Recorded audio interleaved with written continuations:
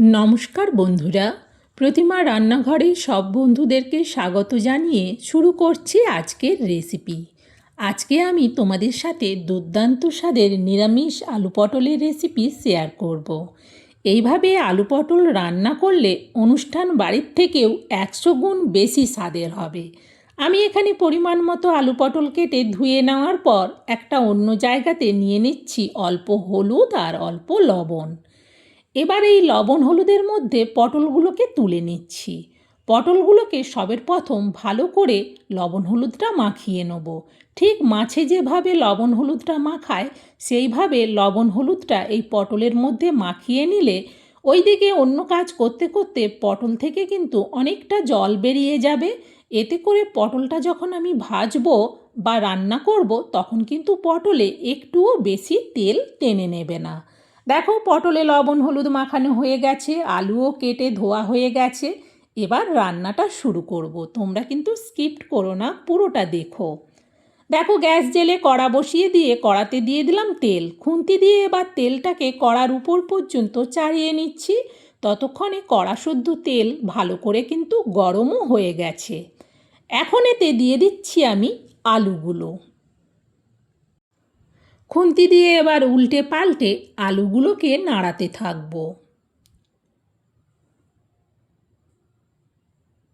বেশ ভালো করে আলুর গায়ে যখন তেলটা লেগে যাবে তখন এতে দিয়ে দেবো অল্প হলুদ।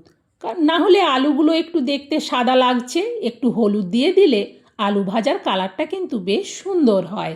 সেই জন্যে আলু এইভাবে ভাজার সময় একটুখানি হলুদ দিলাম। দেখো, আলু ভাজার কালারটা কতটা সুন্দর হচ্ছে। আর একটু খুন্তি দিয়ে ঘুরিয়ে ফিরিয়ে দেখে নিচ্ছি যে এই আলুর টুকরোগুলোর কোনো দিক থেকে যাচ্ছে সেগুলোও যাতে ভালো করে ভাজা হয়, সেই জন্যে একটু দেখে নিতে হবে। এইভাবে উল্টে পাল্টে দিলে আলুর সব দিক কিন্তু বেশ ভালো করে ভাজা হবে। আরও প্রায় মিনিট দুয়েকের মতো আমি আলুগুলো ভাজলাম। দেখো, আলুটা কতটা সুন্দরভাবে ভাজা হয়ে গেছে। এরকম ভাজা হয়ে যাবার পর আলুগুলোকে এবার তুলে নেব। এরপর আমি এতে দিয়ে দেবো পটলগুলো। সব পটলগুলো দেওয়ার পর দেখো কতটা জল বেরিয়েছে পটল থেকে। জলটা ফেলে দিলাম। খুন্তি দিয়ে এবার পটলগুলোকে উল্টে পাল্টে নাড়াতে থাকব। আলুর মতো পটলটাকেও বেশ ভালো করে ভেজে নেব। গ্যাসের ফ্লেমটাকে মিডিয়ামে রেখে প্রায় মিনিট তিনেকের মতো আমি পটলকে কিন্তু খুন্তি দিয়ে একই রকমভাবে নাড়াচ্ছিলাম। দেখো, পটলের সব দিক সুন্দর করে কিন্তু ভাজা হয়ে গেছে। এইভাবে অনবরত নাড়ালে তাহলে পটলের সব দিক ভালো করে ভাজা হবে। দেখো, সুন্দরভাবে সব পটল ভাজা হয়ে গেছে। এবার আলুর সাথে পটলগুলোকেও তুলে রেখে দিলাম।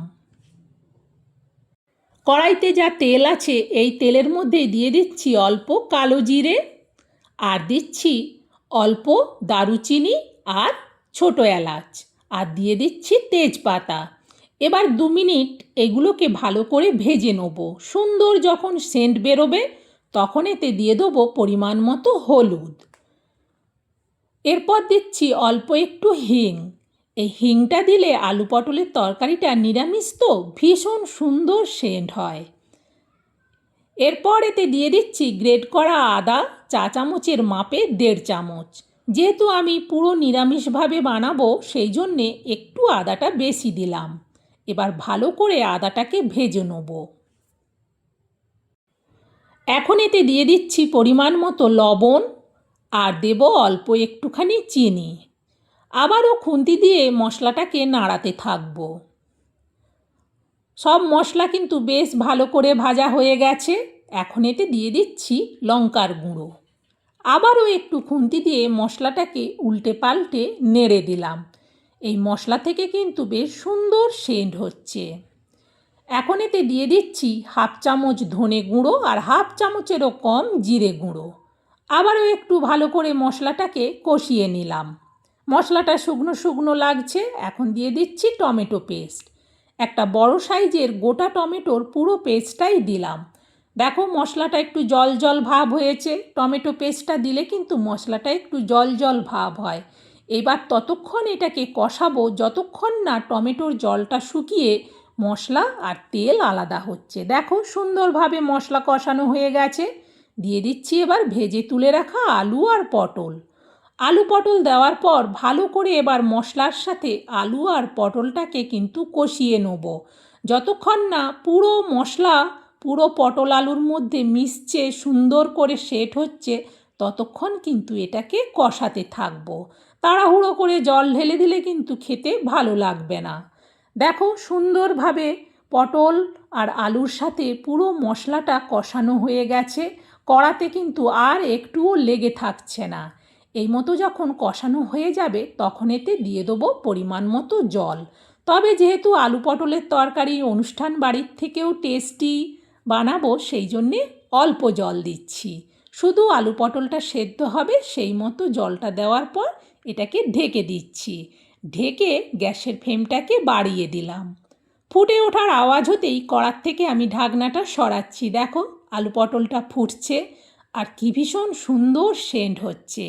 খুন্তি দিয়ে ভালো করে আগে একটু নাড়িয়ে দেখে নিলাম। এইভাবে দেখে নেওয়ার পর এটাকে আবারও ঢেকে দিচ্ছি। এবার কিন্তু গ্যাসটাকে কমিয়ে দেবো। প্রায় মিনিট 3 বাদে আবারও কড়ার থেকে ঢাকনাটা সরাচ্ছি। দেখো তরকারিটা আস্তে আস্তে ফুটছে এখন। খুন্তি দিয়ে ভালো করে আগে একবার নেড়ে দেখে নিলাম। আর বেশি ঝোলটা মারবো না। তরকারিটা কিন্তু পুরো রেডি। এবার এতে আর কিচ্ছু করার দরকার নেই। এবার এটা নাবিয়ে নেব। নাবিয়ে এই বড় স্টিলের জায়গাটার মধ্যে ঢেলে নিচ্ছি।